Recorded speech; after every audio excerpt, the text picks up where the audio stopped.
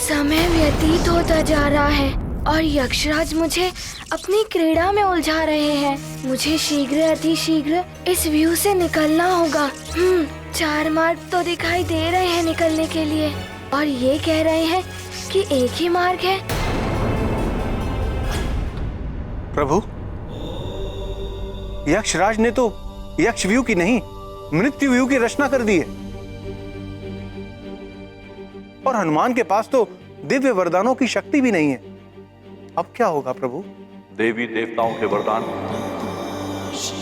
अब भले ही हनुमान के पास नहीं है, किंतु उसकी मूल शक्तियां तो उसके पास हैं।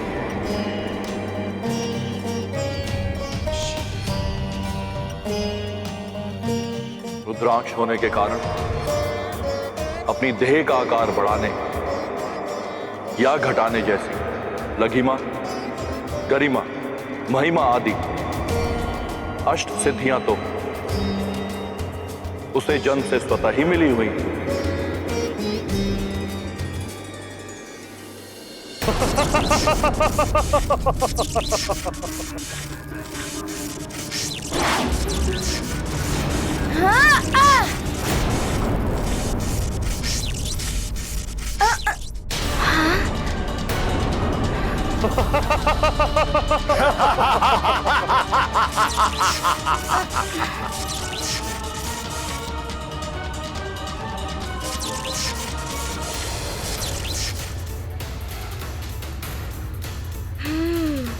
तो ये बात है, ये उचित मार्ग नहीं है।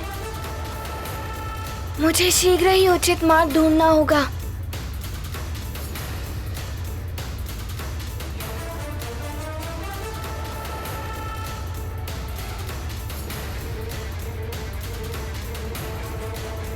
यहाँ से तो इस व्यू के समस्त घेरे नहीं दिखाई दे रहे हैं।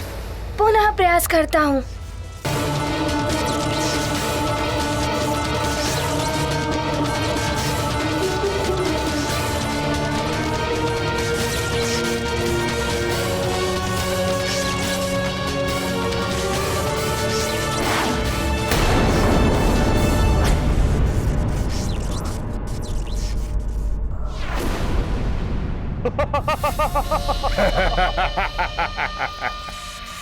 अब स्वर्ग की समय सीमा तक तो क्या, तुम अपने जीवन के अंतिम समय तक इसी यक्षव्यूह में फंसे रहोगे वानर, और इसी में तड़प तड़प कर अंत हो जाएगा तुम्हारा। नहीं यक्षराज, मुझे मेरी माँ को मुक्त कराना है और मैं माँ को मुक्त करा कर ही रहूंगा।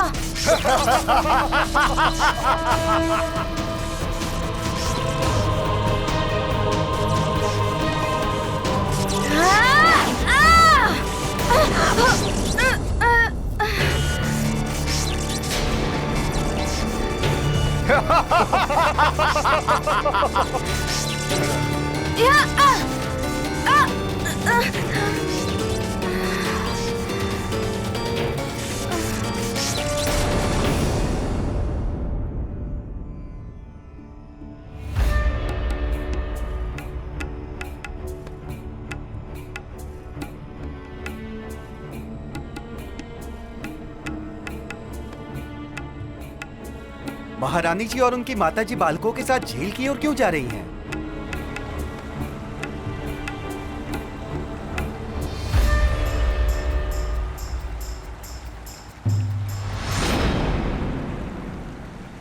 महारानी माँ, आप इस शिला पर अपनी इच्छा लिख दें। लिखकर इस झील को प्रणाम करके आप इस जल में प्रवाहित कर दें। फिर देखिएगा ईश्वर कितनी शीघ्रता से आपकी मनोकामना पूर्ण करते हैं। आपको भी ऐसा ही करना है नानी माँ। हमने जब भी कोई इच्छा लिखकर जल देवता को अर्पित की है, वो अवश्य पूर्ण हुई है।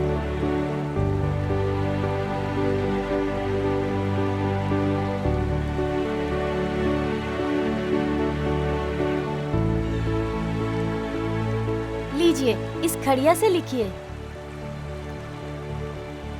ऐसे नहीं महारानी माँ, छुपा कर लिखिए। अपनी इच्छा सबको दिखाकर नहीं लिखते।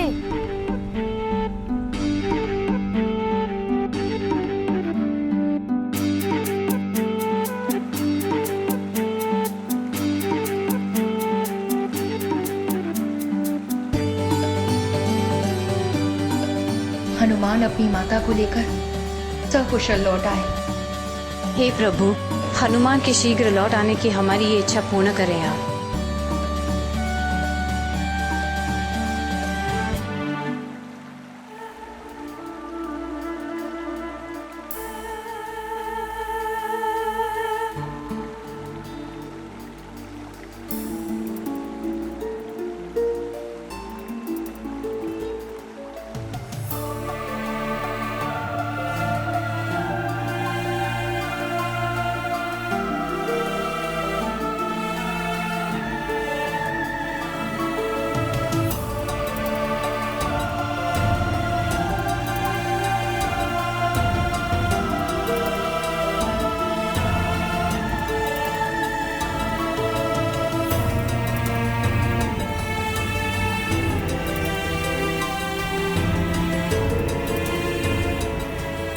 महारानी माँ और नानी माँ की इच्छा पूर्ण हो प्रभु।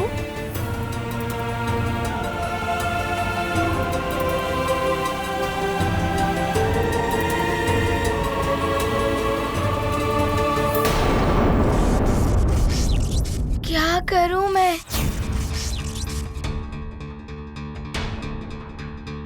माँ, माँ। हनुमान, यदि शांत मन से कार्य किया जाए तो तुम्हारी शक्तियां तुम्हारी मित्र हो सकती हैं, और यदि वही कार्य क्रोध और क्षोभ में किया जाए तो तुम्हारी शक्तियां तुम्हारी ही शत्रु बन जाती हैं।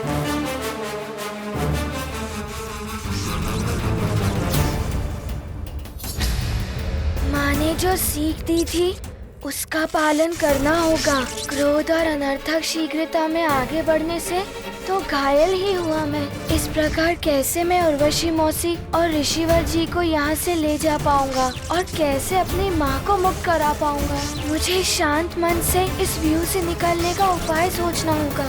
न जाने क्या होगा हनुमान का। मैं तो अपनी करनी का फल भोग रही हूँ,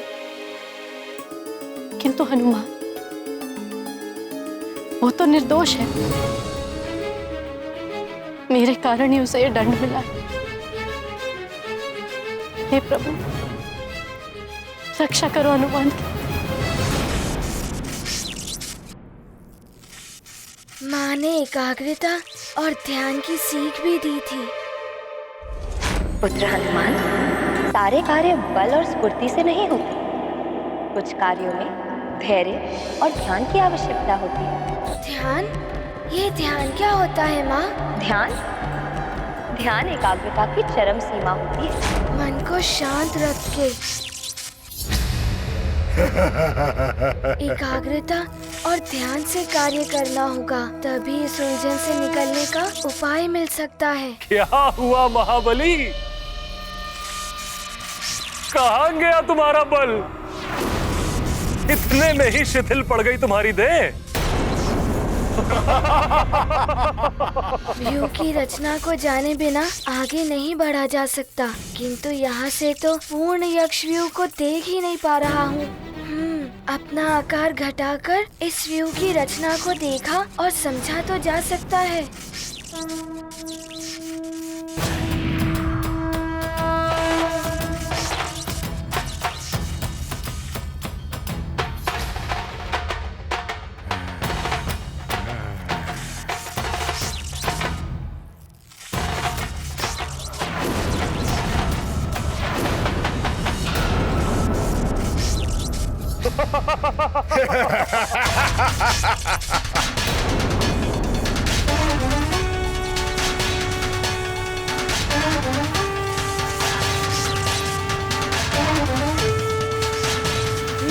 तो ये है इस यक्ष व्यू की संपूर्ण रचना। अब पूर्ण एकाग्रता और ध्यान से इस व्यू की रचना को मस्तिष्क में बिठाना होगा।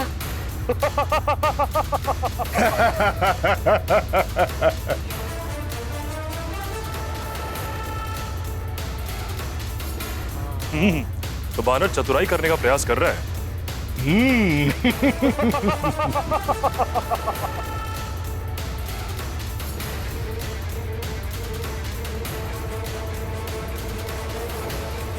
अरे हम भी अपनी इच्छा इन शिलाओं पर लिखेंगे। हाँ, मैं भी लिखकर जल में प्रवाहित करूंगा।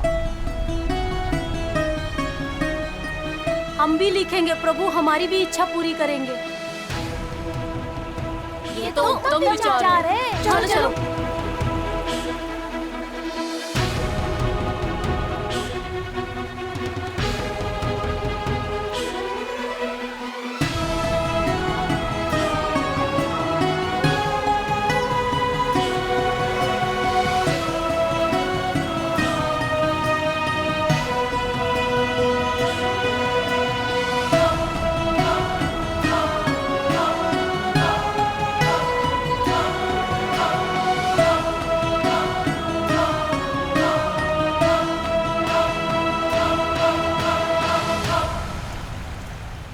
जिसके साथ पूरी प्रजा की श्रद्धा और प्रेम हो, बड़ों का आशीर्वाद है, ऐसे हितैषी मित्र हैं, उस हनुमान का कोई क्या अहित कर सकता है।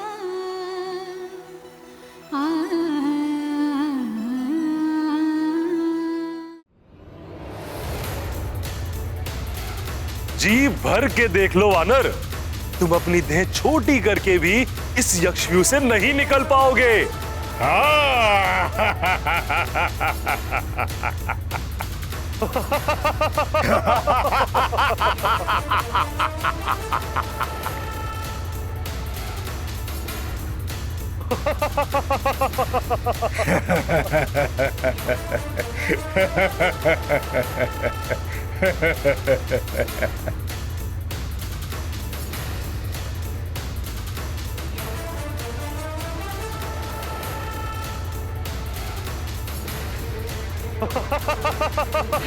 अब मस्तिष्क में सारी व्यू रचना उतर आई है। अब ये व्यू नहीं रोक पाएगा मुझे।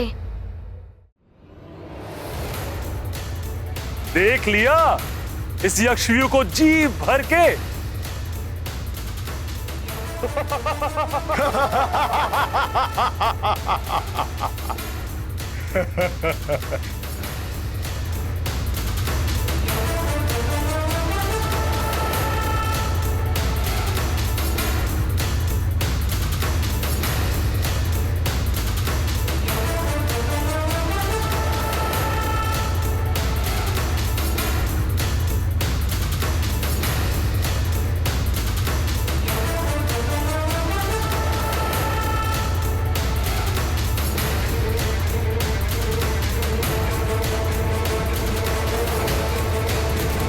मैं दैत्य गुरु हूं, तुम्हारा सेवक नहीं कि जब चाहो तुम मुझे बुला लो।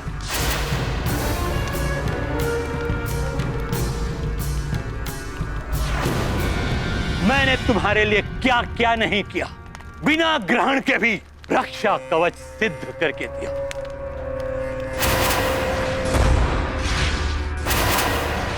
तुम्हारे कहने पर अपने कर्तव्यों के विरुद्ध जाकर अपने ग्रह दशा परिवर्तित की, और तुम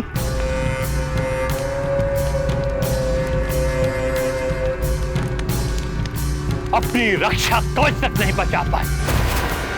क्षमा करे, क्षमा करे दैत्य गुरु। भले ही मैं अपना रक्षा कवच नहीं बचा सका, परंतु परास्त होकर पीछे भी नहीं हटाता मैं। और अब भी शांत नहीं बैठा हूं मैं। उस नारायण के नर रूपी अवतार को ढूंढने के लिए अपने विशेष गुप्तचर योद्धाओं को भेजा है। अब नारायण अधिक समय तक नहीं छुप पाएगा, परंतु इस बार पहले जैसी मूर्खता मत कर। दैत्य गुरु, शांत हो जाओ रावण, शांत हो जाओ।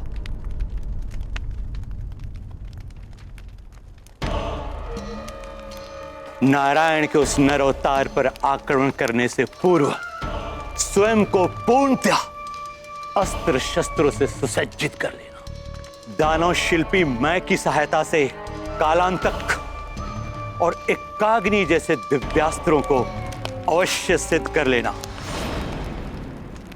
उचित कह रहे हैं आप दैत्य गुरु। मैं शीघ्र ही ससुर श्री को बुलावा भेजता हूं। एक बात और स्मरण रहे,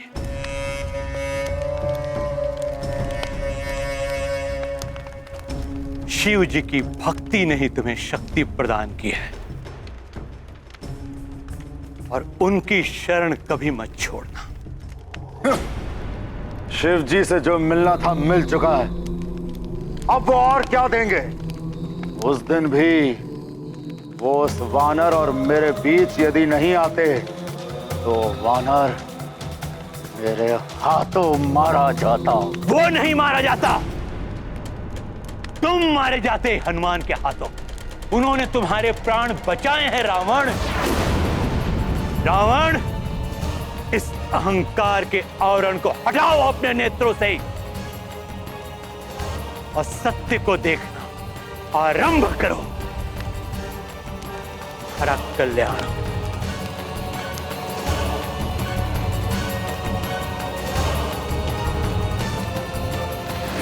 अहंकार का आवरण, सत्य का अनावरण मेरे शिव जी ने मुझे बचाया। मेरे प्रभु, मेरे महादेव, मेरे भोलेनाथ की जय हो। कुछ भी करके मुझे वो दिव्यास्त्र प्राप्त करना ही होगा। इसके पश्चात मैं उस नर रूपी नारायण के अवतार का वध करूंगा। फिर मेरा हित कोई नहीं कर सकता।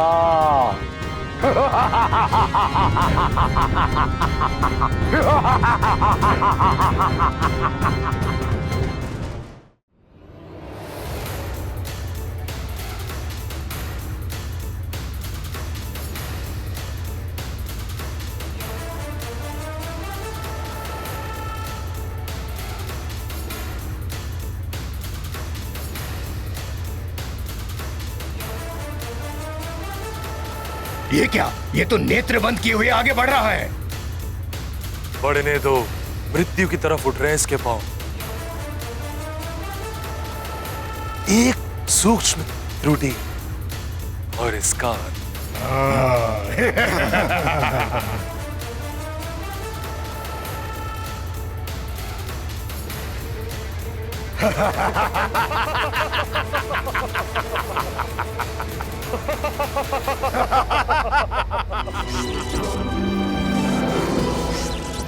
ये तो तीसरे घेरे तक आ गया।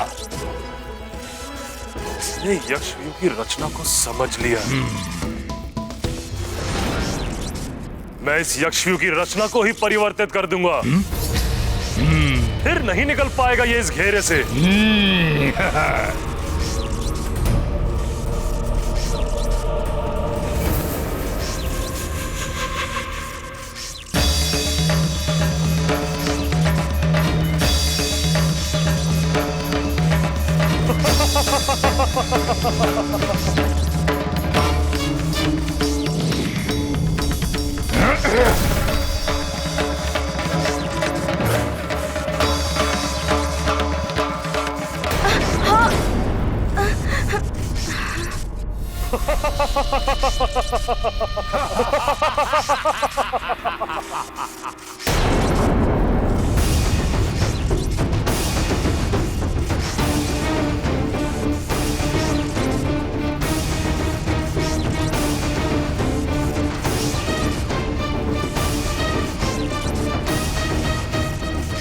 आगे बढ़ के दिखाओ वानर, हमसे चतुराई करने चला था।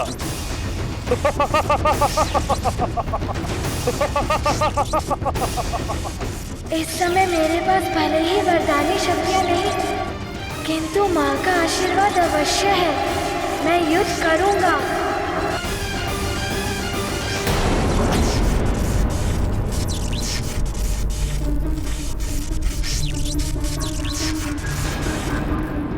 आगे बढ़ के दिखाओ वानर। हमसे चतुराई करने चला था।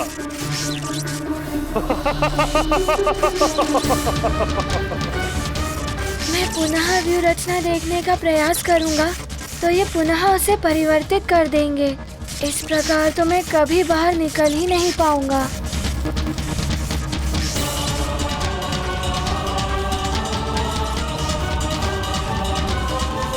इस प्रकार कैसे निकल पाएगा हनुमान? 5 दिन में तो अब कुछ ही समय शेष है।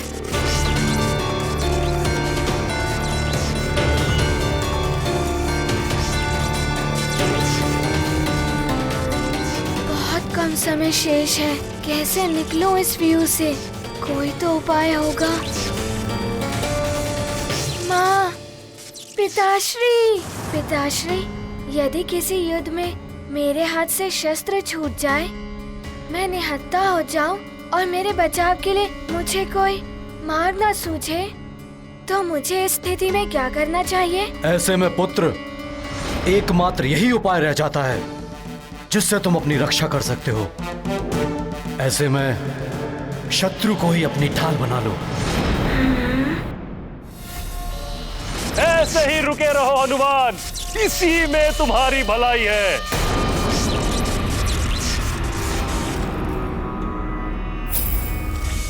शत्रु को ढाल बना लेना चाहिए, किंतु शत्रु तो व्यू के बाहर है। किंतु यहाँ तो ये अस्त्र शस्त्र ही मेरे शत्रु हैं।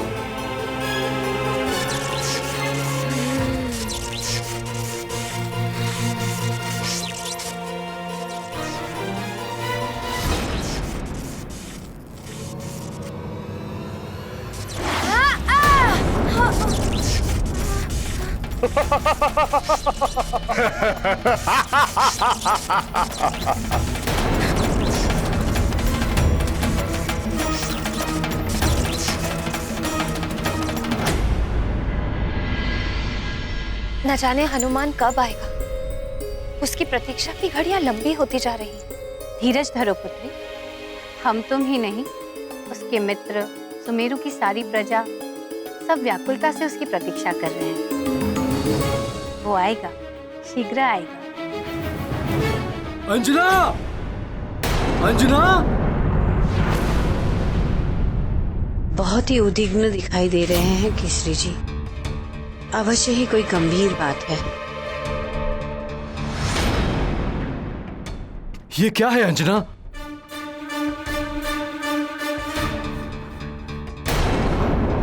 मैं आपको अपने प्राण, अपना हनुमान सौंपकर स्वर्ग जा रही हूँ।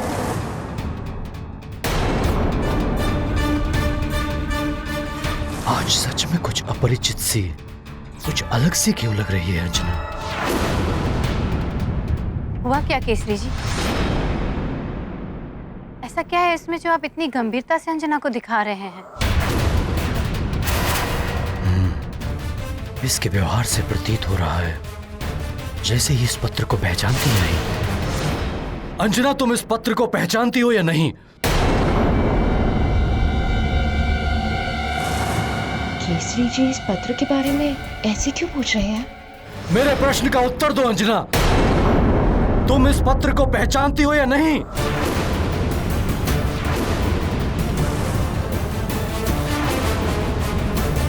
मैं कुछ पूछ रहा हूं अंजना।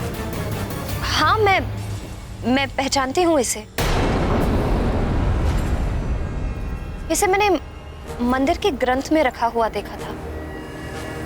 आपका है क्या? क्या लिखा हुआ है इसमें? आश्चर्य है, अंजना का लिखा हुआ पत्र अंजना ही नहीं पहचान पा रही है।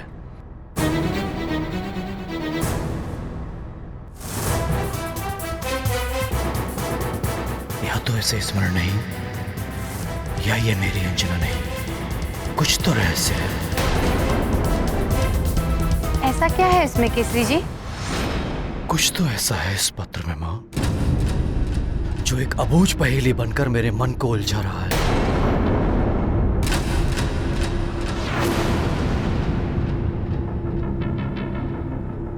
इस पत्र का आशय क्या है उसका उत्तर चाहिए मुझे।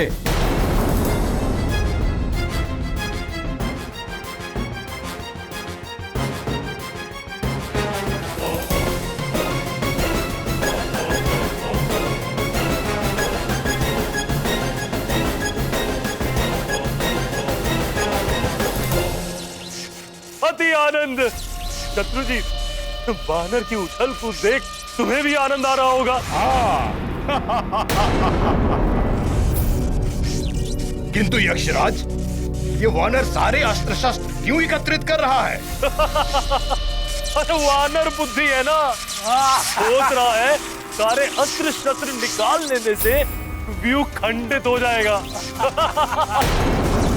बालक के मन में अवश्य कोई योजना चल रही है। क्या हुआ वानर, रुक क्यों गए? समझ में आ गया होगा, इस प्रकार का प्रहार कैसे सह सकता है? पीड़ा सहने की भी अपनी एक सीमा होती है देह की। है तो एक बालक ही ना।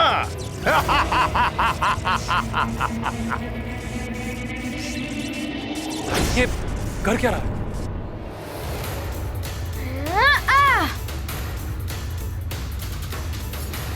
अब आनंद आएगा, अब आनंद आएगा। मूर्ख है ये वानर।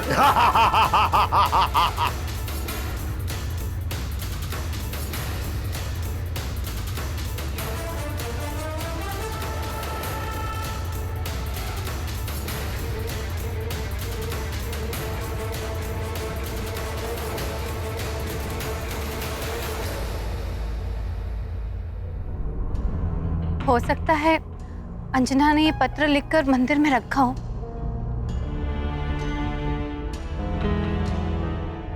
इसका अर्थ है कि महाराज को सब ज्ञात हो चुका है कि अंजना स्वर्ग में है और मैं अंजना नहीं। उन्होंने उत्तर मांगा है मुझसे। यदि हनुमान यहाँ होता तो सच्चाई बताने में कोई दुविधा नहीं होती, परंतु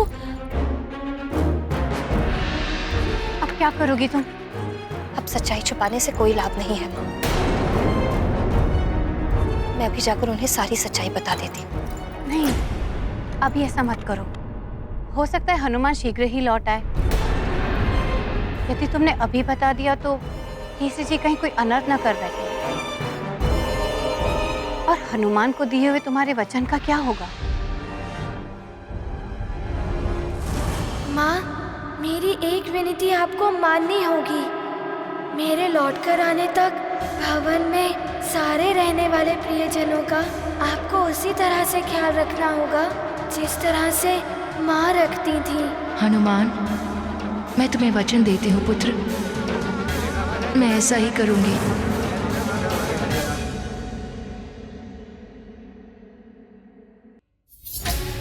हे प्रभु, अब तुम ही सबकी रक्षा करो, कोई अनर्थ ना हो पाए। हनुमान! नहीं हनुमान, यदि तुम्हें कुछ हो गया तो मैं अपने आप को क्षमा नहीं कर पाऊंगी। हनुमान, हनुमान!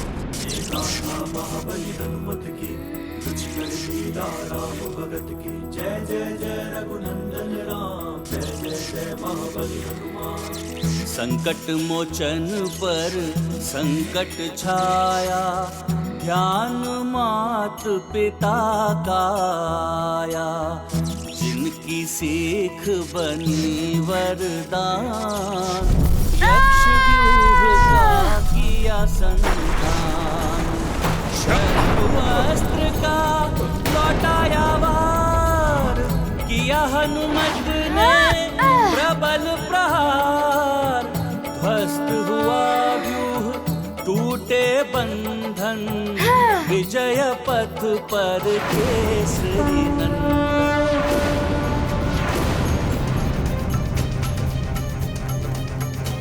अंजना, ये विस्फोट की ध्वनि कैसी थी? ना जाने क्या होने वाला है। मेरा मन बहुत व्याकुल हो रहा है।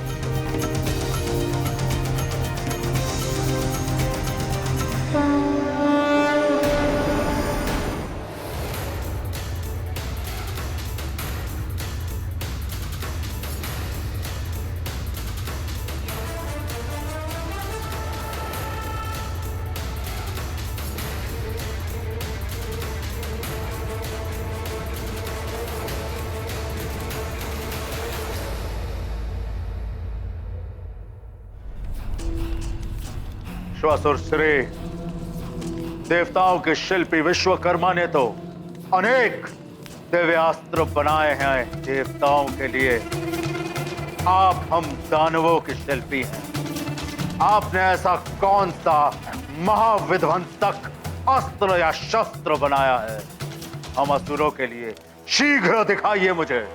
अवश्य लंकेश, मेरे बनाए हुए अस्त्र भी महाविनाशक हैं, दिखाता हूं।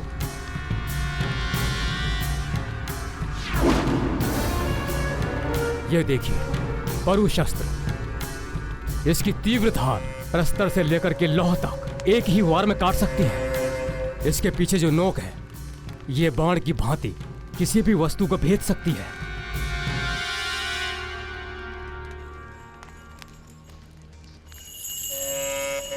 ये देखिए घनास्त्र। इस भयानक घन के एक ही वार से पर्वत भी चकनाचूर हो सकता है।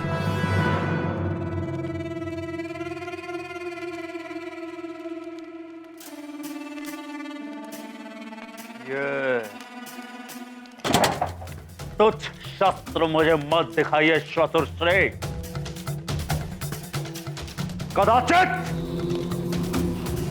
ये सब असुर सैनिकों के हाथों में शोभा दे सकते हैं, परंतु लंकेश दशानन के हाथों को छूने के भी योग्य नहीं है ये।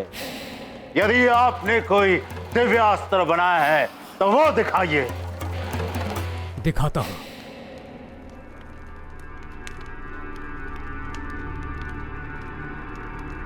ये देखिए, ये है दिव्यास्त्र, दृष्टि युक्त कटार। अगर इसे लक्ष्य करके वार किया जाए तो ये अपनी दृष्टि से तब तक पीछा करता है जब तक उसे भेद न ले। ये देखिए इसकी दिव्य शक्ति।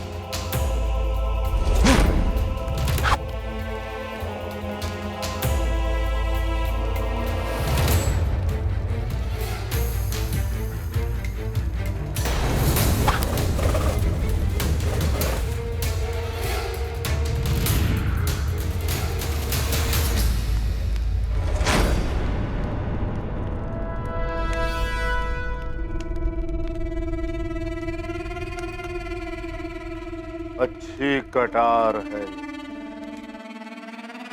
परंतु मुझे इससे भी अधिक विनाश करने वाला दिव्यास्त्र चाहिए। असंभव है ये नहीं हो सकता। इतने भयंकर प्रहार से ये बच नहीं सकता। हनुमान!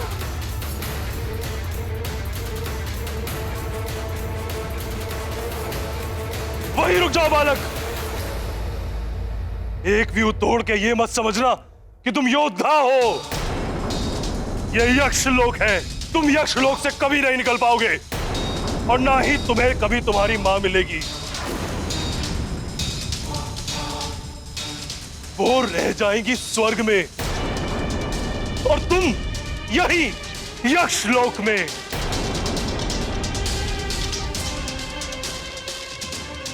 मैं मां और पुत्र का मिलन होने नहीं दूंगा, होने नहीं दूंगा, होने नहीं दूंगा, होने नहीं दूंगा, होने नहीं दूंगा।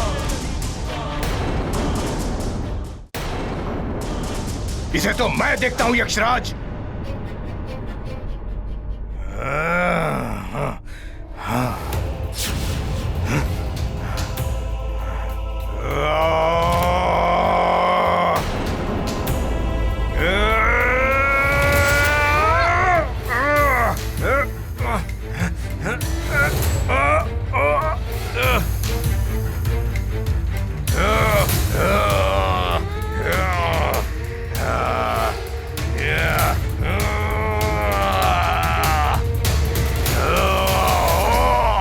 मुझे मेरी माँ को मुक्त कराने से कोई नहीं रोक सकता।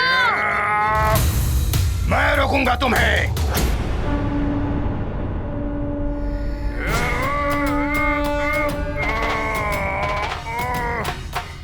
तुम रोकोगे मुझे?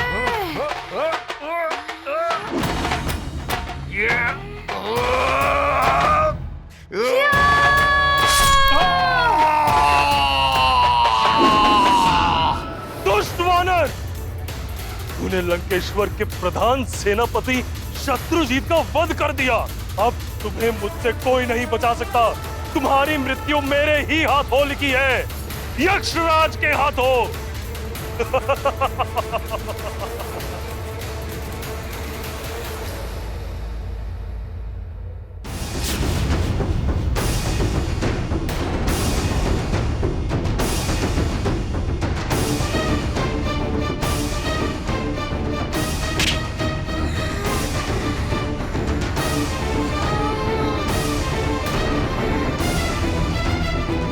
मुझे मेरी माँ से मिलने से कोई नहीं रोक सकता।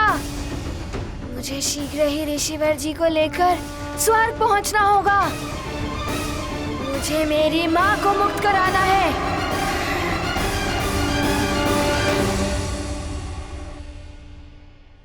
ये देखिए लंकेश,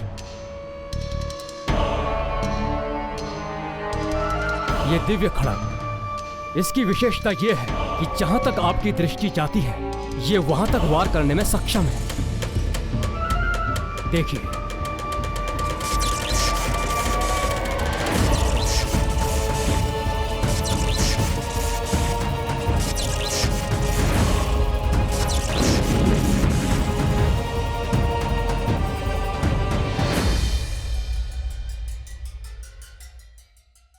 आपके इन दिव्यास्त्रों में ऐसा कौन सा दिव्यास्त्र है जो नारायण के नर अवतार का अंत कर सके?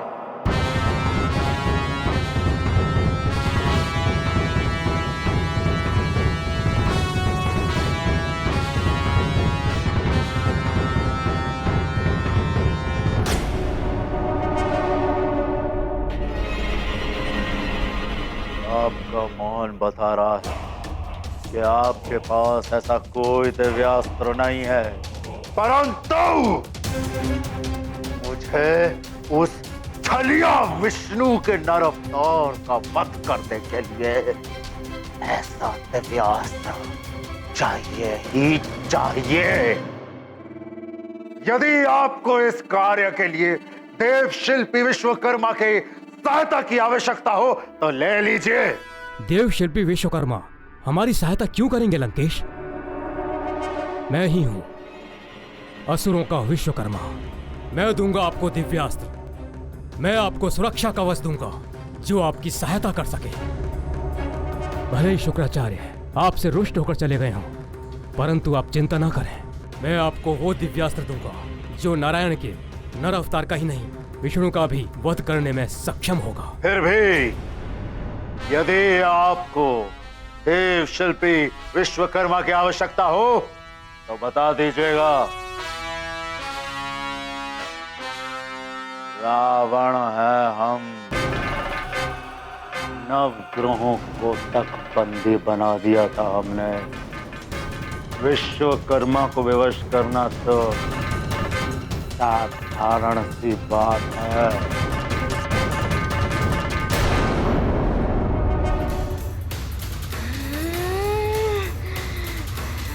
वरदानी शक्तियों के बिना भी मैं तुम्हें परास्त करूंगा यक्षराज।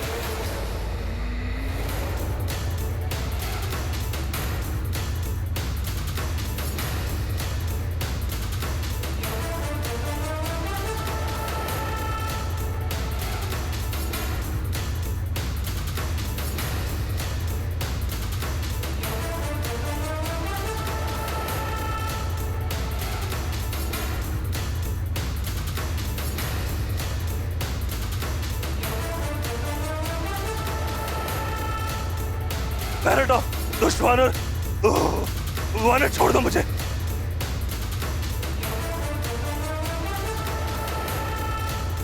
मैं माँ और पुत्र का मिलन होने नहीं दूंगा, होने नहीं दूंगा, होने नहीं दूंगा। वो रह जाएंगी स्वर्ग में और तुम यही यक्ष लोक में।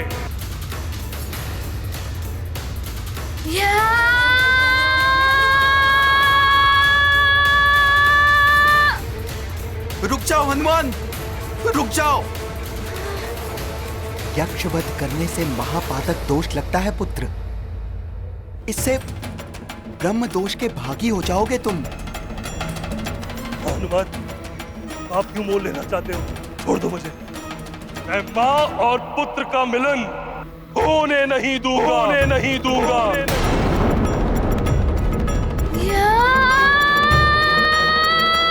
रुको।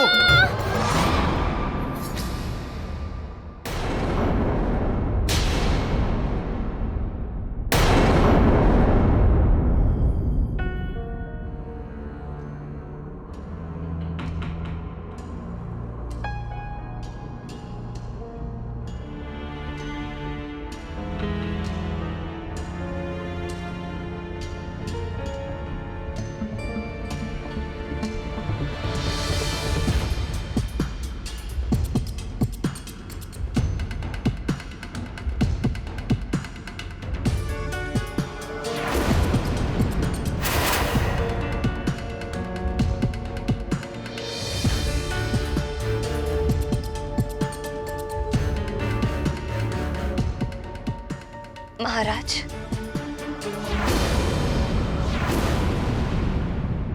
मेरी मांग में ये सिंदूर है तो आपके नाम का, किंतु इसकी रक्षा हनुमान ही कर रहा है। यहाँ तो प्रतिदिन संकट आते ही रहते हैं। भगवान ना करे किसी दिन हनुमान ना हुआ तो आप तो रक्षा कर नहीं पाएंगे। अब शीघ्र ही हनुमान के साथ लक्ष्मी भी आपके घर से पधारने वाली है। मेरे रहते इनका कोई अहित नहीं कर सकता। आप इतने अंधकार में क्यों बैठे हैं?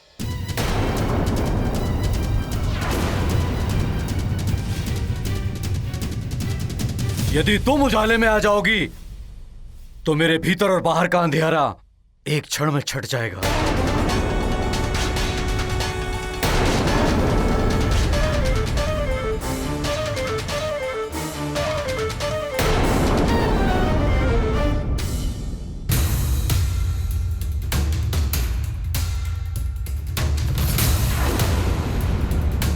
कौन हो तुम?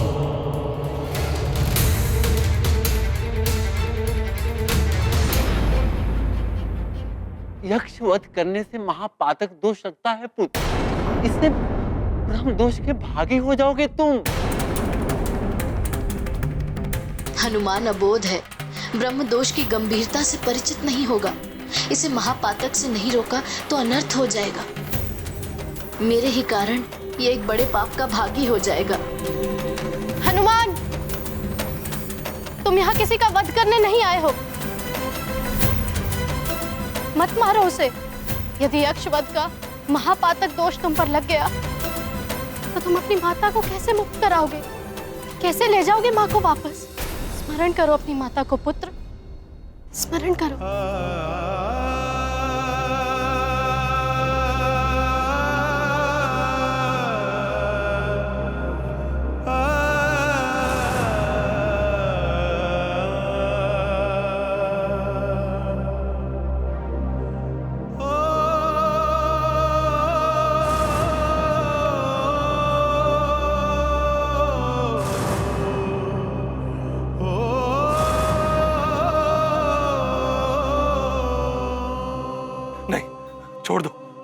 छोड़ दो मुझे, छोड़ दो हनुमान।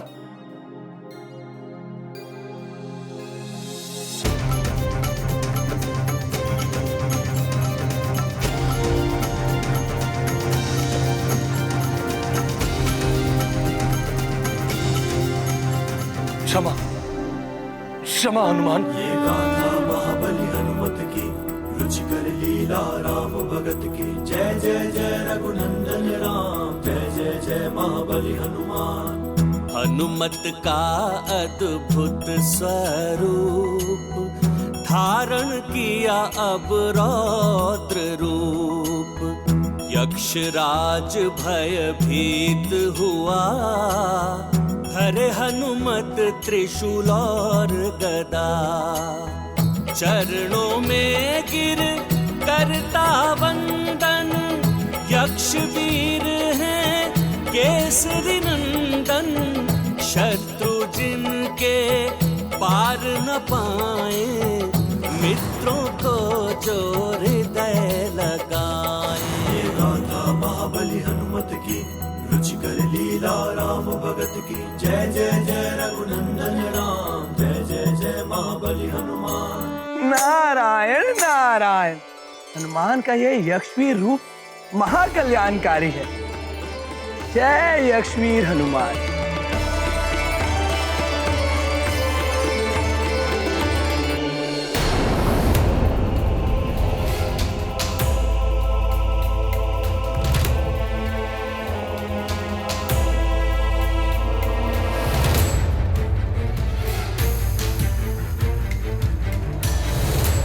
कौन हो तुम? कौन हो तुम और किस अधिकार से मेरे राजभवन में रह रही हो?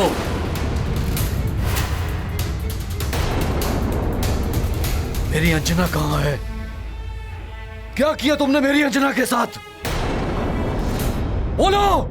क्या बोलूं मैं? कुछ बोलने से भी मेरा अपराध कम तो नहीं हो जाएगा। मैं कुछ पूछ रहा हूं, उत्तर दो मेरे प्रश्न का। कहां है मेरी अंजना? केसरी जी, अंजना तो ये आपकी पुत्री अंजना नहीं है, कोई बहरूपनी है जो उसके भेष में आकर हमें छलने आई है। ये हमारे साथ कोई छल नहीं कर रही है केसरी जी।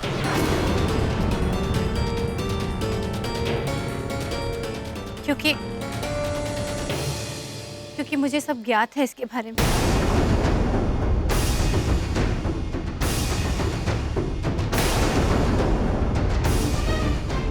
आप इसकी सच्चाई से परिचित थी?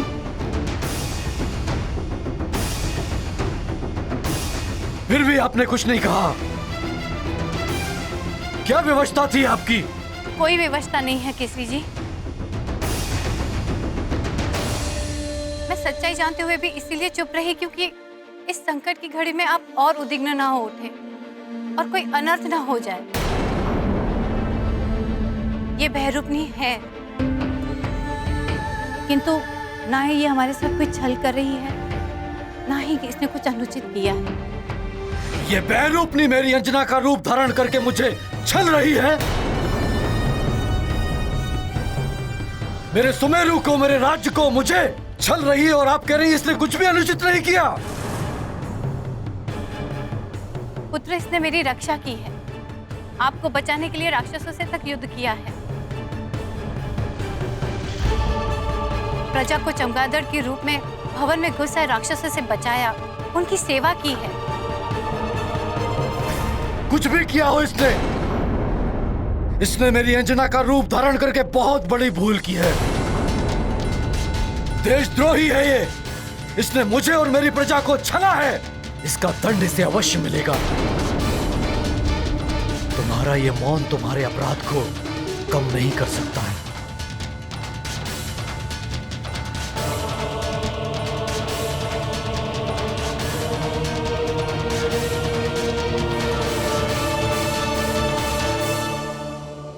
तुम्हें राज परिषद में भरी सभा के समक्ष तुम्हारे कृत्य के लिए दंडित किया जाएगा।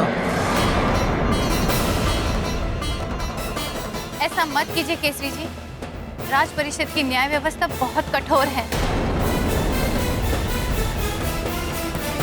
अब राज परिषद जो भी दंड देगी मुझे स्वीकार्य होगा। मैं राज परिषद के नियमों से बंधा हुआ हूं मां।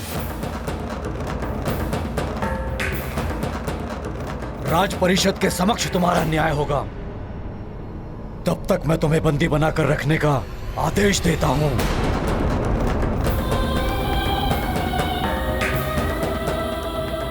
सैनिकों,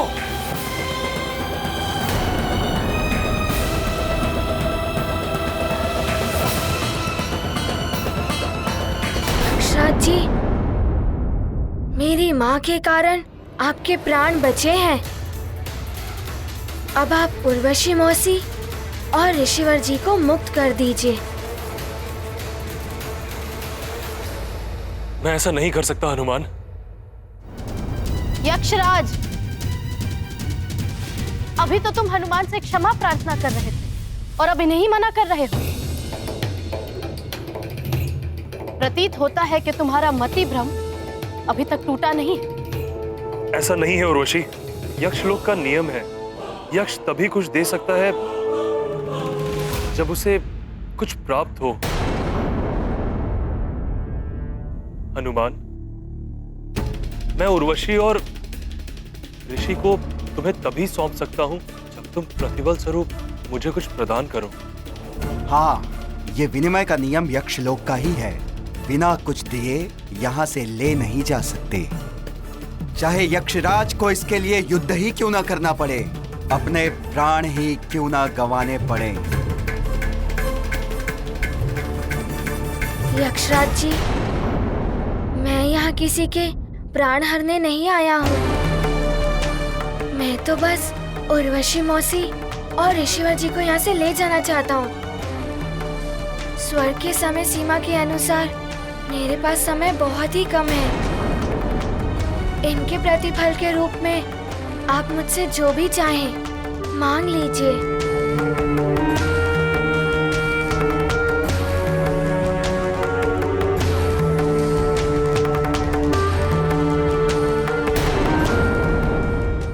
स्वर्ग के समय सीमा के अनुसार मेरे पास समय बहुत ही कम है। इनके प्रतिफल के रूप में आप मुझसे जो भी चाहें मांग लीजिए।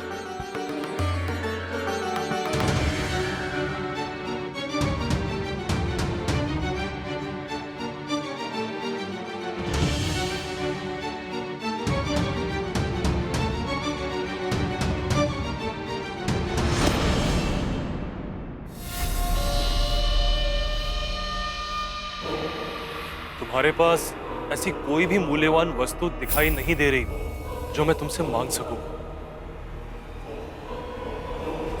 किंतु कुछ तो है तुम्हारे पास ऐसा जो अमूल्य है। यदि तुम दे सको तो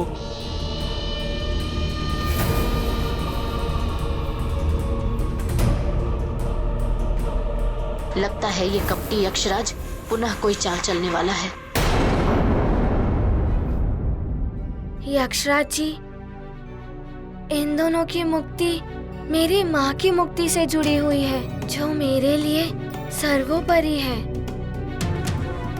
इसके लिए जो कुछ भी मेरे पास है मैं वो आपको दे सकता हूँ।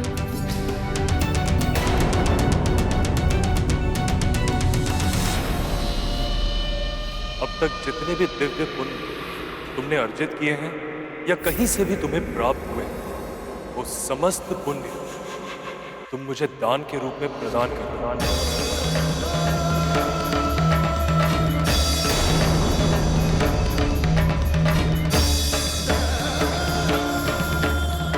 यदि ये दान नहीं दे सकते तो मेरा वध करके उर्वशी और ऋषिवर को ले जाओ।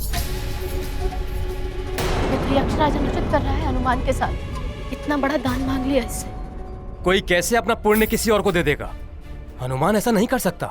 हाँ, बड़ी कठिनाई से तो पुण्य अर्जित होते हैं। यक्षराज जी, मेरे लिए मेरे पुण्य मेरी माँ उर्वशी मौसी और ऋषिवर जी से अधिक मूल्यवान नहीं है। यदि मेरे पुण्य आपके किसी काम आते हैं तो मैं सहर्ष ही अपने पुण्य दान करने के लिए प्रस्तुत हूँ। हनुमान, ये क्या करने जा रहे हो तुम? पुण्य ही वो धन संपदा है जिसे लेकर मनुष्य संसार से जाता है। स्वयं की देह, माँ, पिता, पुत्र, पुत्री, बंधु, बांधव सब यहीं छूट जाते हैं। पुण्य अर्जन के अवसर बार बार नहीं आते पुत्र।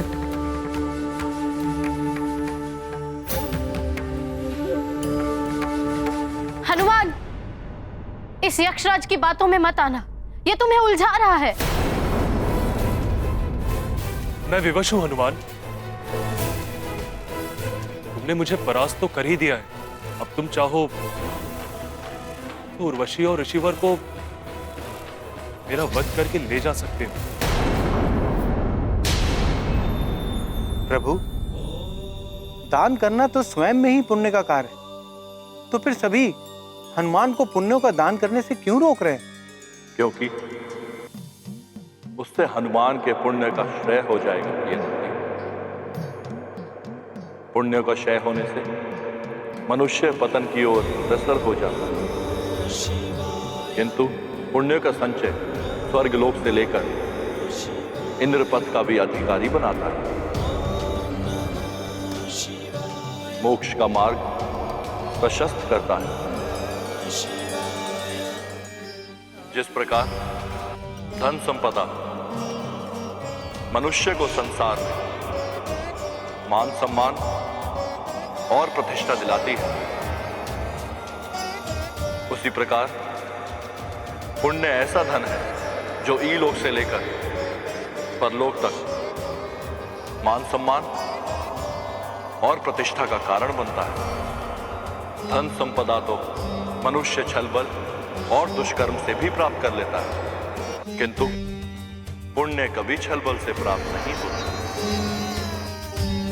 उन्हें मनुष्य सत्कर्मों से ही प्राप्त करता है। मृत्यु के पश्चात जीव के साथ मात्र उसके पुण्य ही जाते हैं, अन्य सब कुछ तो पृथ्वी पर ही छूट जाता है। परंतु प्रभु, महापातक दोष भी तो महाघातक होता है। सत्य है मेरे परम भक्त नंदी,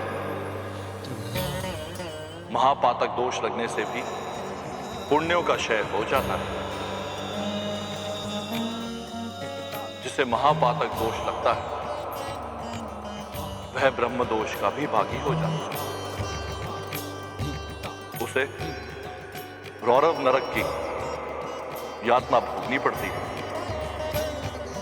ब्रह्म दोष से मुक्त होना बहुत कठिन,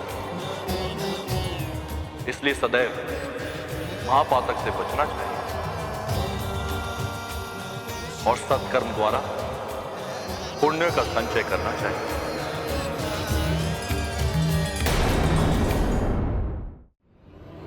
यक्षराज,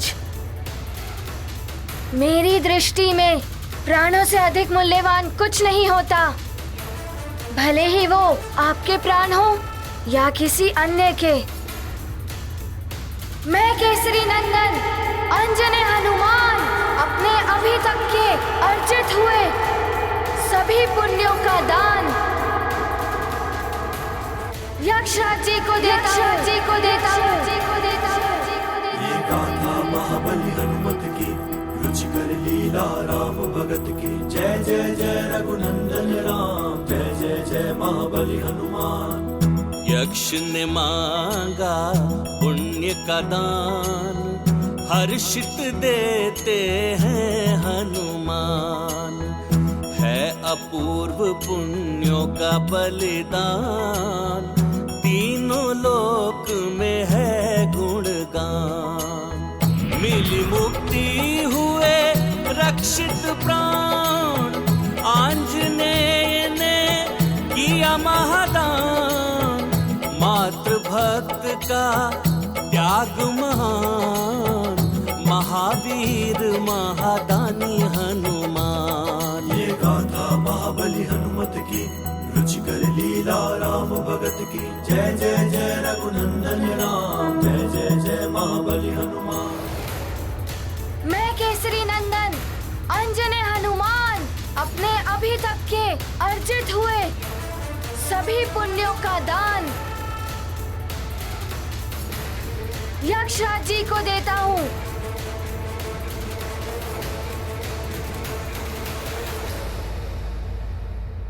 भगत की जय जय जय रघुनंदन राम, जय जय जय महाबली हनुमान। यक्ष ने मांगा पुण्य का दान, हर्षित देते हैं हनुमान। है अपूर्व पुण्यों का बलिदान, तीनों लोक में है गुणगान। मिली मुक्ति हुए रक्षित प्राण, आंजनेय ने किया महादान। मातृभक्त का त्याग महान, महावीर महादानी हनुमान। ये गाथा महाबली हनुमत की, रुचिकर लीला राम भगत की। जय जय जय रघुनंदन राम, जय जय जय महाबली।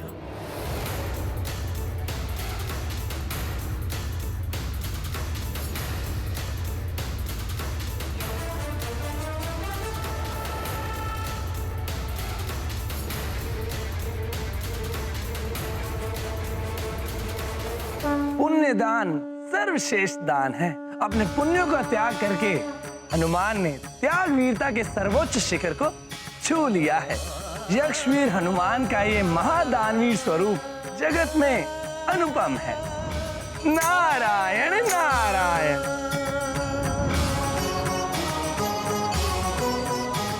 यक्षवीर हनुमान, आपकी महादानवीरता को नमन है।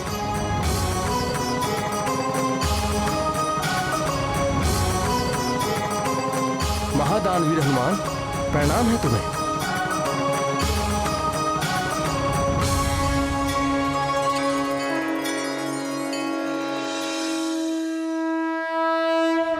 मुझे क्षमा कर देना हनुमान, मैं मूर्ख यक्ष आपसे युद्ध करने की भूल कर बैठा। आज से आप हम यक्षों के लिए पूजनीय होंगे।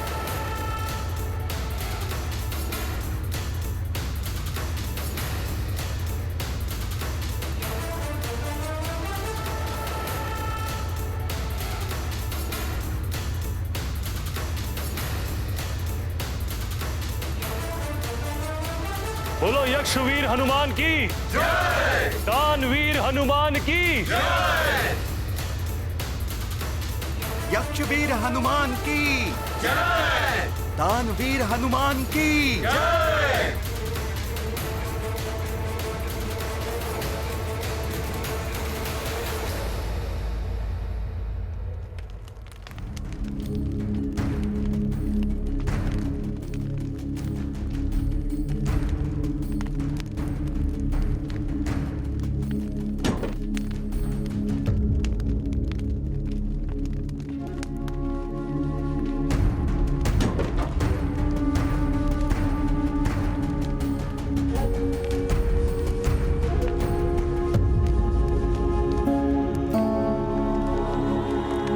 दुखी मत हो पुत्री, हनुमान शीघ्र लौटेगा। मुझे बस एक ही भय है, हनुमान के आने से पहले यदि राज परिषद बैठ गई तो न जाने क्या होगा। क्योंकि राज परिषद का न्याय जितना कठोर है, उतने ही कठोर है केसरी जी भी न्याय के संबंध में।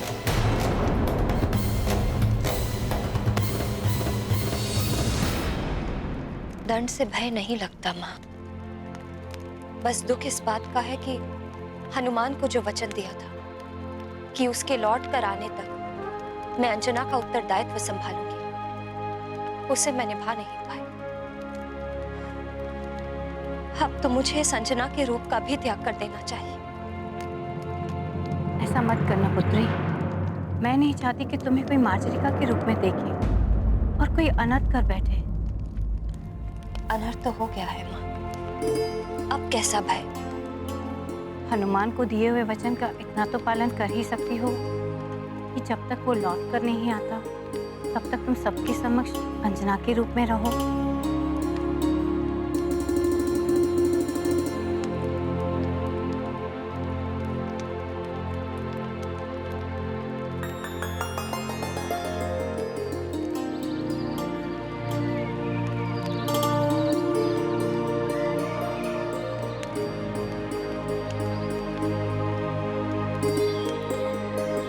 हो सकता है आज की सूर्य का उदय मेरे जीवन सूर्य के अस्त का संदेश लेकर आए।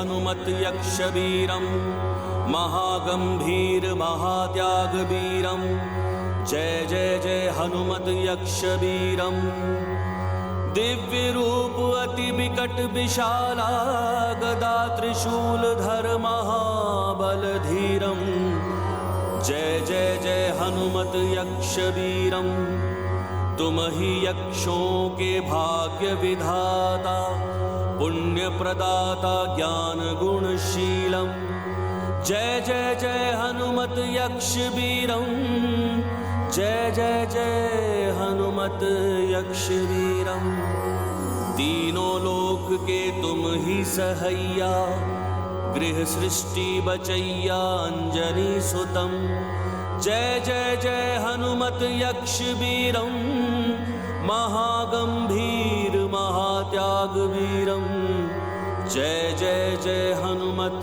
यक्षवीरम।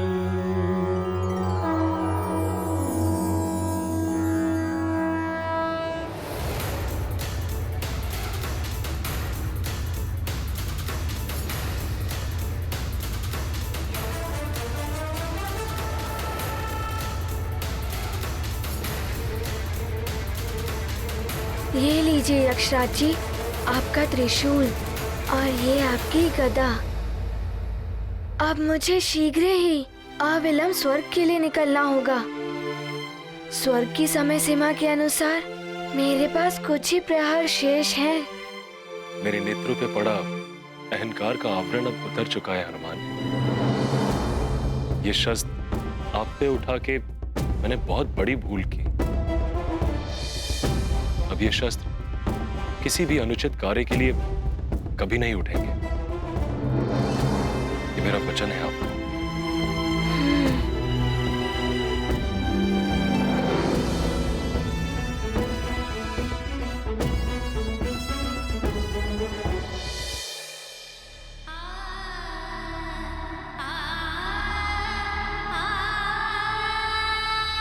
हनुमान, तुमने मेरे भी नेत्र खोल दिए। तुम्हारी महानता, उदारता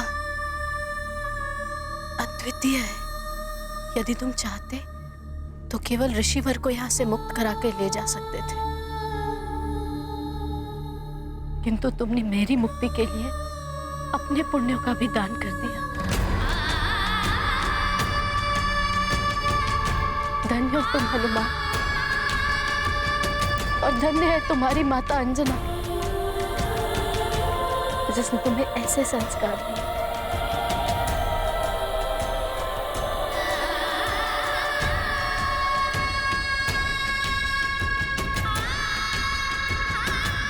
मैंने आपको मौसी कहकर पुकारा है,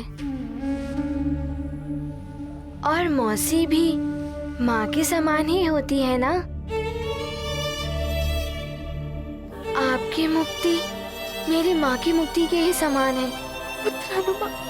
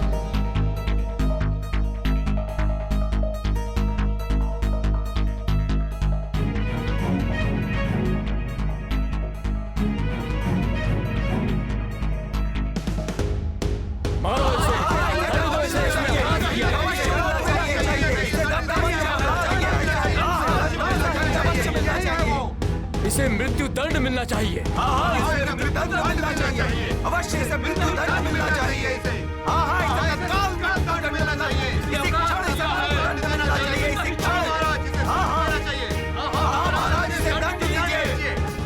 भले इसने किसी के प्राण बचाए हो, किंतु छल तो किया है। न जाने कब तक लौट कर आएगा हनुमान। महाराज, ये राक्षसों की गुप्तचर है। लंकापति रावण ने भेजा है इसे। इसे तो मृत्यु दंड अवश्य मिलना चाहिए।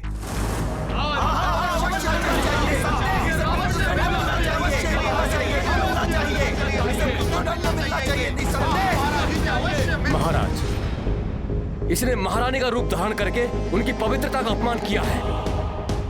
हम महारानी समझकर इनका सम्मान करते रहे और इसने हमारे साथ छल किया है महाराज। हम सबकी श्रद्धा और भावना के साथ किया गया क्रूर उपहास है ये। इसे कठोर से कठोर दंड मिलना चाहिए महाराज।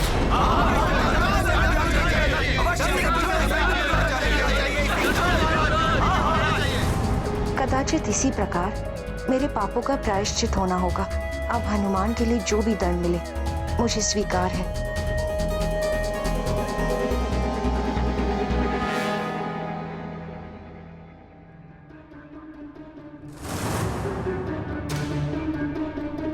सत्य कह रहे हैं आप लोग। छल किया है इसने हमारे साथ।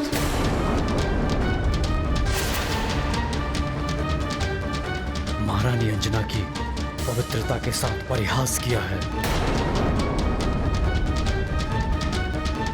गुप्तचर है ये रावण की, और गुप्तचर का दंड मृत्यु होता है।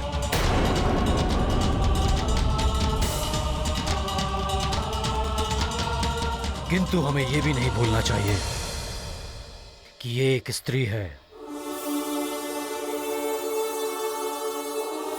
क्षमा करें महाराज, शत्रु शत्रु होता है, वो चाहे स्त्री हो या पुरुष।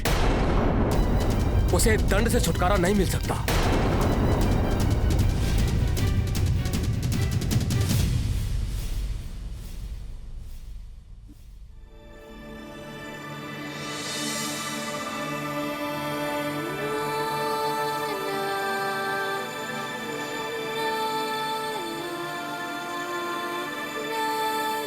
प्रणाम ऋषिवर।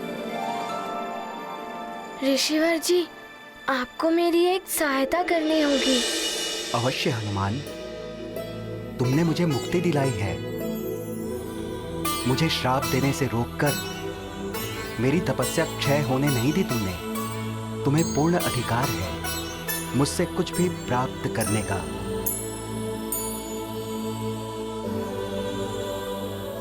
ऋषिवर, हनुमान उसी पुंजिक स्थला का पुत्र है जिसे आपने वानरी हो जाने और बाद में परिवार विछोह सहने का श्राप दिया था।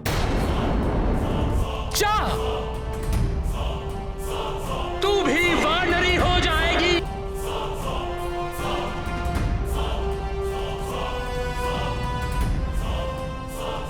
हनुमान का जन्म मेरे श्राप के परिणाम स्वरूप ही हुआ है।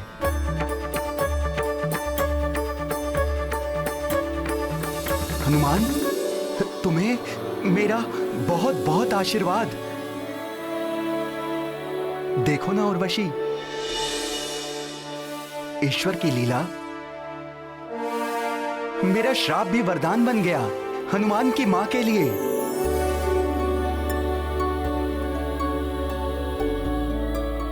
किंतु ऋषिवर जी, उसी श्राप के कारण मैं माँ को स्वर्ग से मुक्त कराकर वापस नहीं ले जा पा रहा। बस आप मेरे साथ स्वर्ग लोक चलकर मेरी माँ को श्राप मुक्त कर दीजिए, जिससे मैं अपनी माँ को वापस सुमेरु ले जा सकूं। ऋषिवर जी, इतनी सी कृपा कर दीजिए मुझ पर। हनुमान, मैं तुम्हारे साथ स्वर्ग नहीं जा सकता।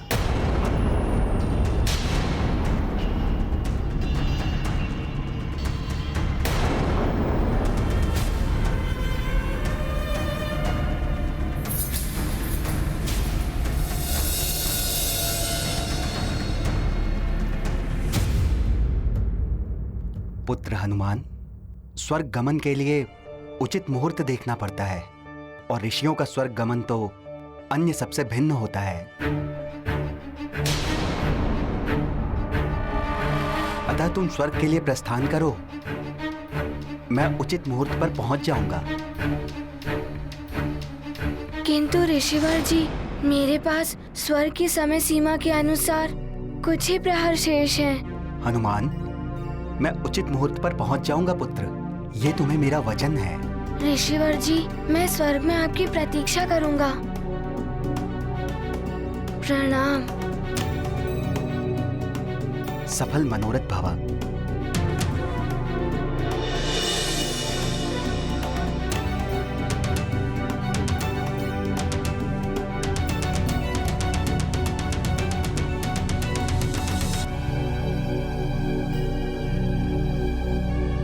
मौसी जी, अब शीघ्र चलिए। माँ स्वर्ग में प्रतीक्षा कर रही होंगी और पिताश्री भी सुमेरु में प्रतीक्षा में व्याकुल हो रहे होंगे।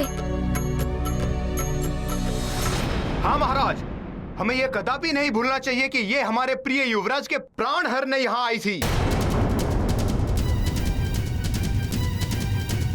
महाराज, ये तो अच्छा हुआ इसे अवसर नहीं मिला, अन्यथा ये शत्रु बनकर यहाँ अवश्य आई। युवराज के प्राण हरने के लिए इसे भेजा गया था, किंतु उसने क्या किया यहाँ? आप सबकी रक्षा के लिए राक्षसों से युद्ध किया।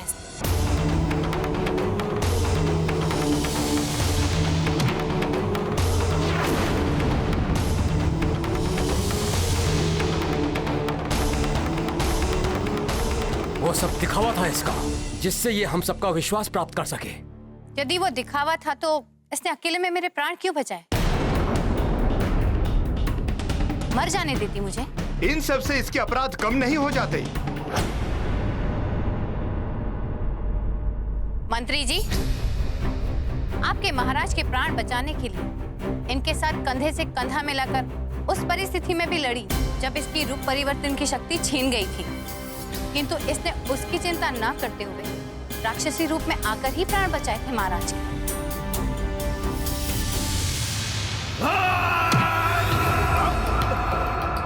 मेरे रहते इनका कोई अहित नहीं कर सकता।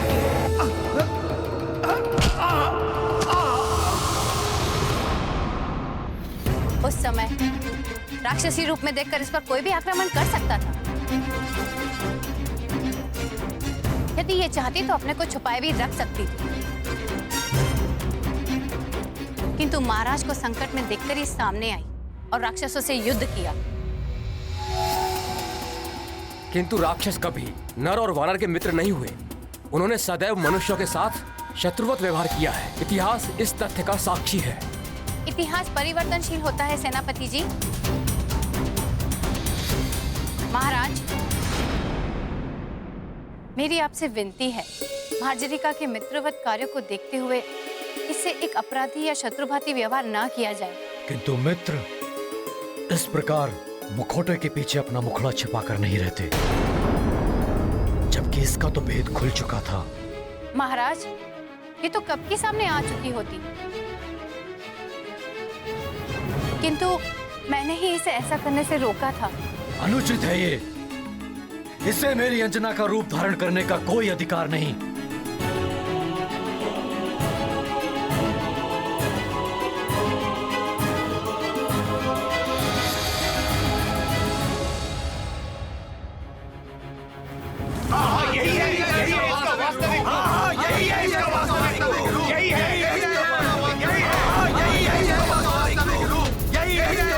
महाराज, इसी क्षण इस राक्षस को मृत्यु दंड मिलना चाहिए।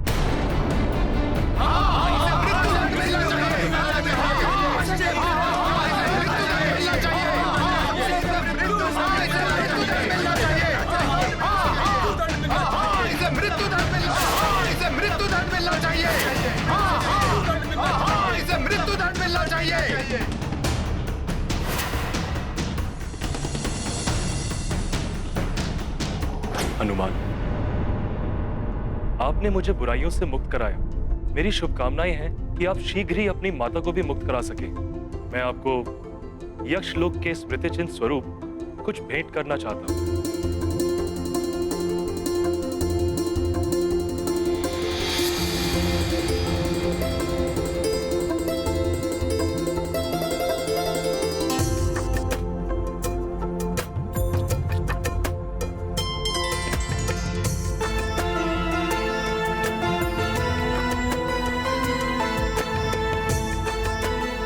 हनुमान, ये दिव्य कंगन है।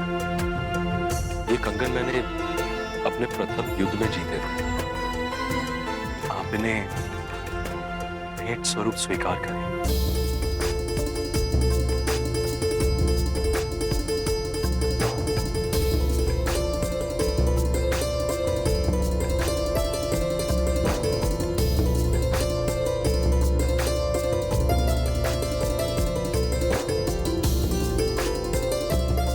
प्रणाम। धन्यवाद यक्षराज जी। उर्वशी, मैंने आपके साथ बहुत ही अनुचित व्यवहार किया। इसके लिए मैं क्षमा प्रार्थी हूँ।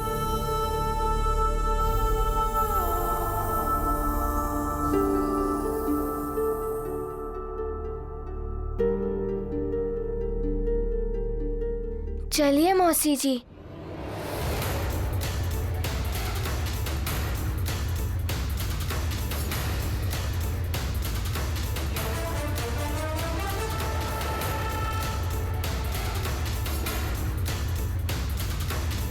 यक्षवीर हनुमान की जय। दानवीर हनुमान की जय।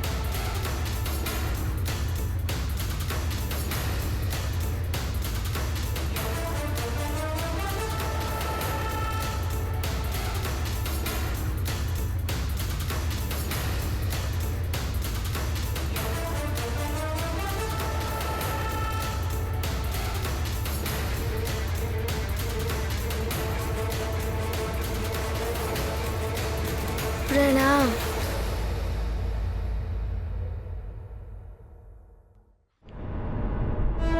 महाराज, हमें कभी भी ये नहीं भूलना चाहिए कि ये राक्षसी हमारे प्रिय युवराज के प्राण हरने आई थी। उन्हीं प्रिय युवराज को वचन दिया था इसने कि जब तक वो लौट कर ना आ जाए ये यहीं रहेगी अंजना के रूप में। अन्यथा आप सब ये सोच रहे हैं कि ये कहीं नहीं जा सकती, कि इसी क्षण यहाँ से अदृश्य हो सकती है और कोई इसका कुछ अहित नहीं कर सकता।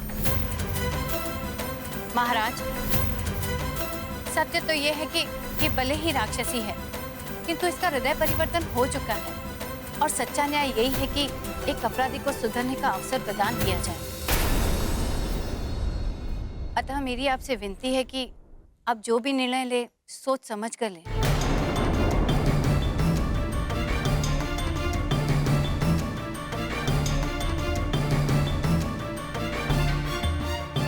माँ,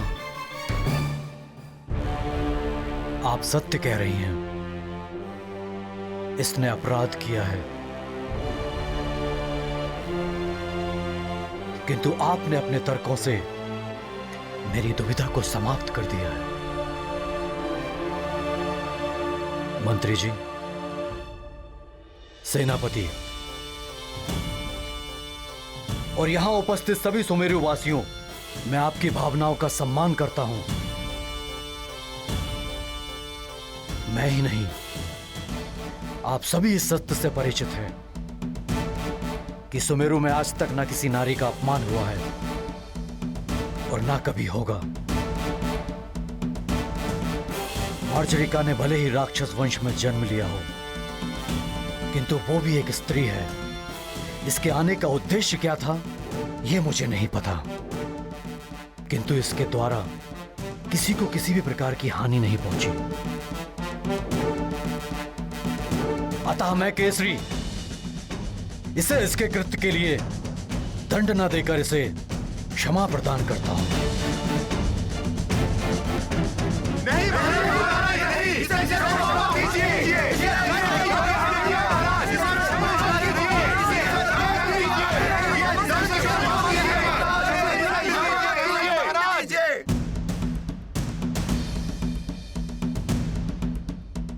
मेरा निर्णय यह है कि ये जहां से आई है वहीं वापस लौट जाए। मार्जरिका, तुम इसी क्षण सुमेरु और ये राज्य छोड़कर जाना होगा। नहीं महाराज, मैं कहीं नहीं जाऊंगी।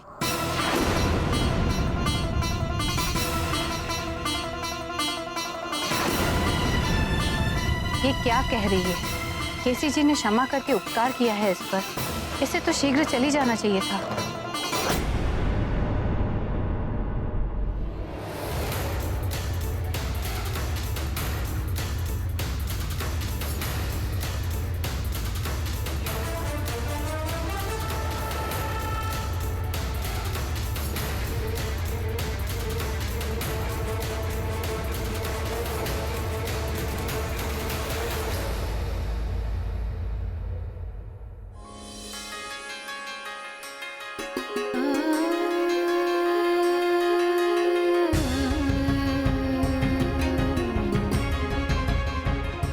मित्र ऐरावत,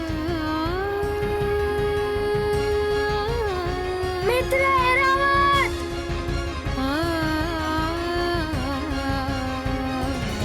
मित्र ऐरावत, तुम्हें ज्ञात है मैंने उर्वशी मौसी और ऋषिवर जी को मुक्त करा लिया। अब शीघ्र ही माँ भी मुक्त हो जाएंगी। हनुमान, हमारे पास बहुत अल्प समय शेष है, हमें यहाँ से शीघ्र चलना चाहिए पुत्र। उर्वशी मौसी जी, आप चिंता मत करिए, हम शीघ्र ही स्वर्ग लोक पहुँच जाएंगे। बस मार्ग में कोई और बाधा ना आ जाए। मौसी जी, यदि कोई बाधा आ भी गई तो हम उसका सामना कर लेंगे। मौसी, अब चलें? चलो मित्र ऐरावत।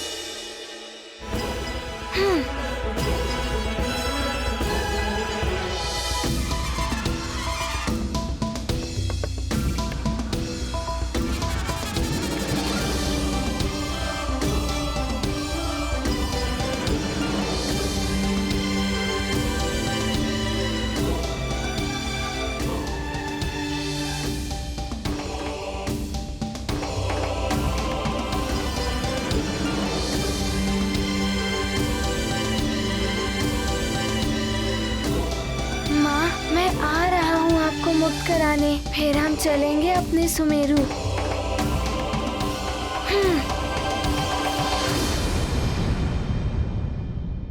मैं सुमेरु छोड़कर नहीं जा सकती।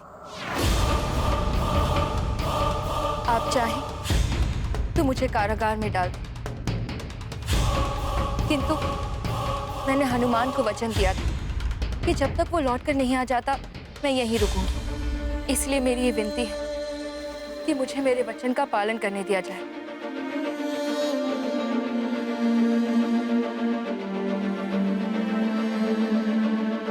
यदि मैंने आप सबका कोई अहित किया है तो आप जो चाहे मुझे दंड दे सकते हैं, मुझे हर दंड स्वीकार्य होगा, किंतु हनुमान के लौटने से पहले मैं यहाँ से कहीं नहीं जाऊंगी। इसके लिए भले ही कोई मेरे प्राण क्यों न ले ले। हमारे निर्णय का पालन किया जाए। तुम इसी क्षण चली जाओ यहाँ से।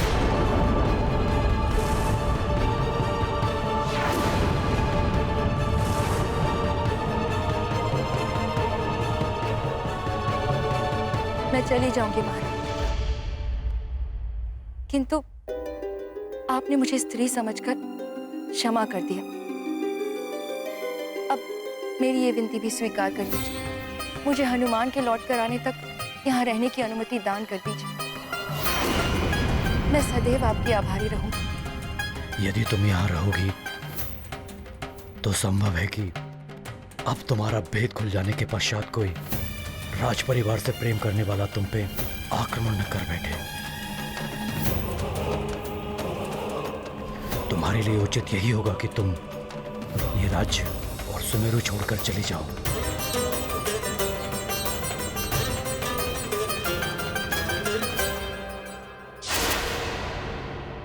मुझे पाप का भागी मत बनाओ मार्जरिका। मैं नहीं चाहता कि किसी स्त्री को मेरे समक्ष अपना शीर्ष झुकाना पड़े। तो कृपा करके हनुमान के लौटने तक मुझे यहाँ रहने की अनुमति प्रदान कर दीजिए। केसरी जी, इसकी भावना को एक माँ ही समझ सकती है। इसने हनुमान में अपना पुत्र देखा है, अतः इसे अनुमति दे दीजिए। मैं स्वयं हर पल इसके साथ रहूंगी, जिससे कि ये कोई ना अनुचित कर सकेगी, ना ही कोई इसका अहित कर सकेगा।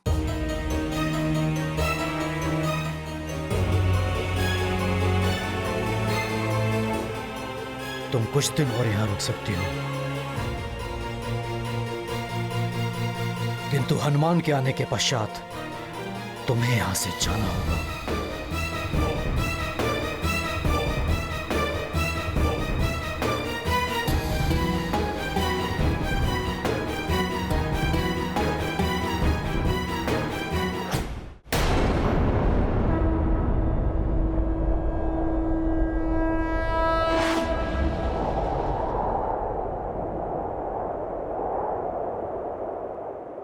ये गाथा महाबली हनुमत की, रुचिकर लीला राम भगत की। जय जय जय रघुनंदन राम, जय जय जय महाबली हनुमान।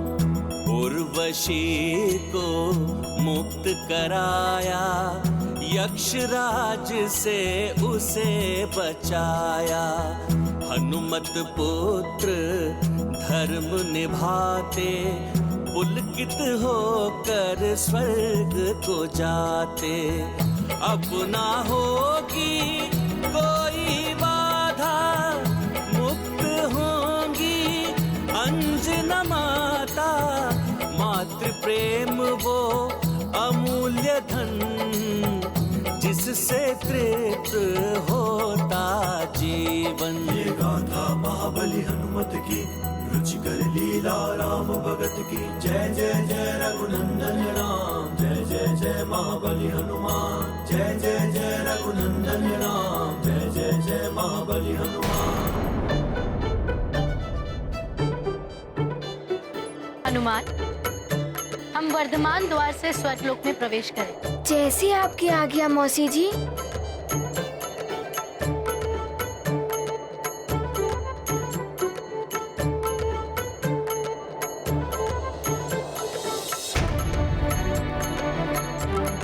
बस अब शीघ्र ही माँ मुक्त हो जाएंगी। फिर उन्हें लेकर जब सुमेरु पहुँचूंगा तो मार्जरी का माता को भी उनके दायित्वों से मुक्त करा दूंगा।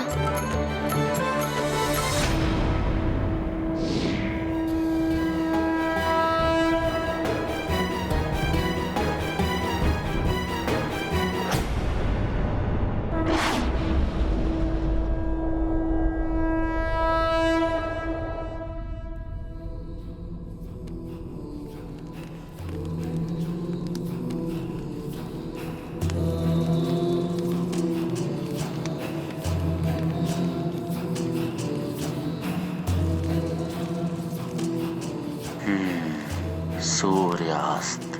जिस प्रकार यह सूर्यास्त होने को है, उसी प्रकार उस नारायण के नर अवतार के जीवन का सूर्य भी अस्त होगा। हाँ, अस्त होगा मेरे हाथों। शीघ्र अस्त होगा उसका जीवन सूर्य। दशानन लंकेश को कालनेमी का प्रणाम। क्या हुआ? इतने विचलित क्यों दिख रहे हो? दशानन, अभी अभी सूचना मिली है, जिन असुर योद्धाओं की मृत्यु उस नारायण के हाथों लिखी है, उनमें से एक असुर मारा गया है। क्या कह रहे हो? शीघ्र बताओ, कहाँ मारा गया है वो? किसने वध किया उसका? शीघ्र बताओ। उत्तर पूर्व के तुंग राज्य में मारा गया है। वहां के राजा कंदम के पुत्र बाल नरेश ने उसका वध किया है। उत्तम, अहम प्रसन्नम। काल ने भी प्रसन्न कर दिया तुमने दशानन को।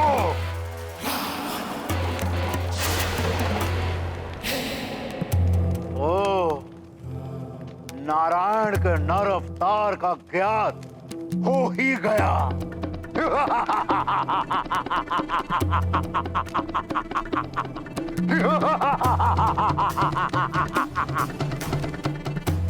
राजा कंदम के पुत्र के रूप में छुप कर बैठा है वो छलिया विष्णु। केश की जय हो। क्या सूचना लाए हो? बोलो। सुमेरु से सूचना ये लंकापति कि हनुमान अभी तक स्वर्ग से नहीं लौट पाया है। केसरी हनुमान और अंजना के न आने से दुखी होकर जल तत्व के माध्यम से स्वर्ग जाने को तत्पर है। अति उत्तम, अति उत्तम। आज तो शुभ समाचार मिलने का दिन है। जल तत्व से लोकांतरण अर्थात कायांतरण। यदि किसी तरह से हनुमान को स्वर्ग में ही रोक लिया गया तो केसरी का कायांतरण निश्चित है। ना पिता बचेगा और ना ही पुत्र हनुमान। सत्य है दशानन, केसरी के अंत का अर्थ है सुमेरु जैसे प्रभावशाली राज्य का अंत। मुझे तो प्रतीत हो रहा उस वानर और नर रूपी नारायण दोनों के जीवन सूर्य का अस्त शीघ्र होने वाला।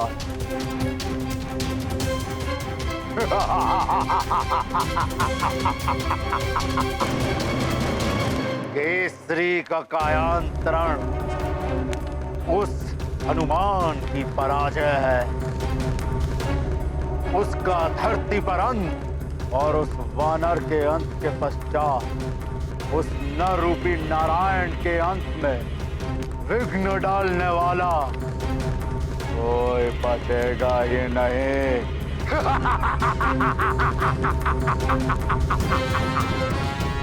हनुमान की वरदानी शक्तियां तो अब नहीं रही, उसे अब हमारा विद्युतासुर जैसा राक्षस भी रोक सकता है।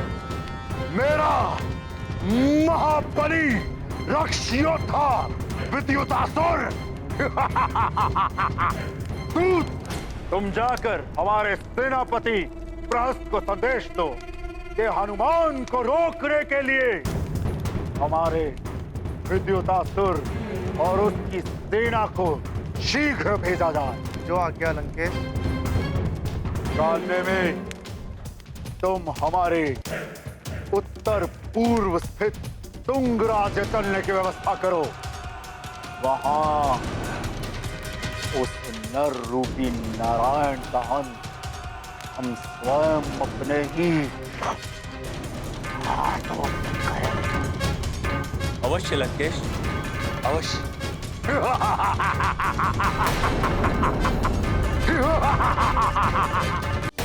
लो मित्र ऐरावत, हम पहुंच गए वर्धमान द्वार पर।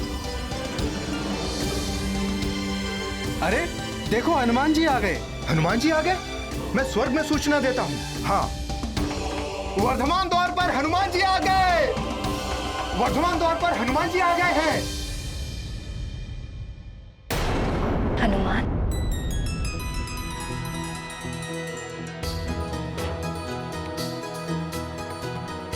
अंजना,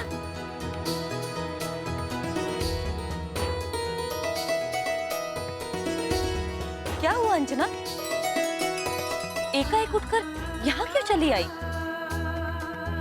मुझे ऐसा लग रहा है जैसे मेरा हनुमान लौट कर आ रहा है।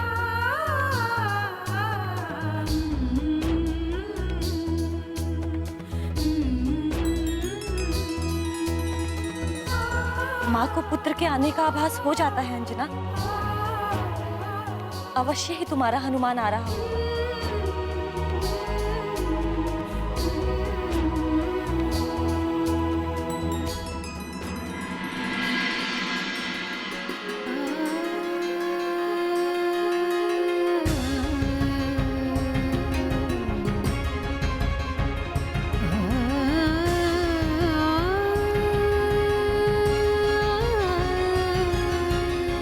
मेरा पुत्र आ गया।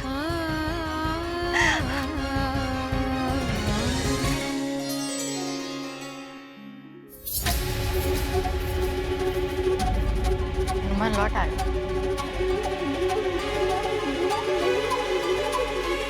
ये गाथा महाबली हनुमत की, रुचिकर लीला राम भगत की। जय जय जय रघुनंदन राम, जय जय जय महाबली हनुमान। हनुमत पहुँचे स्वर्ग के द्वार, हो रही उनकी जय जयकार। समय पूर्व वो लौट के आए, स्वर्ग के सारे नियम निभाए। माता के प्रति पावन भक्ति, शत्रु न क्षीण कर पाए शक्ति। माँ के नेत्र से बहा नीर, उसका पुत्र बना यक्षवीर। ये गाथा महाबली हनुमत की, रुचिकर लीला राम भगत की। जय जय जय रघुनंदन राम, जय जय जय महाबली हनुमान।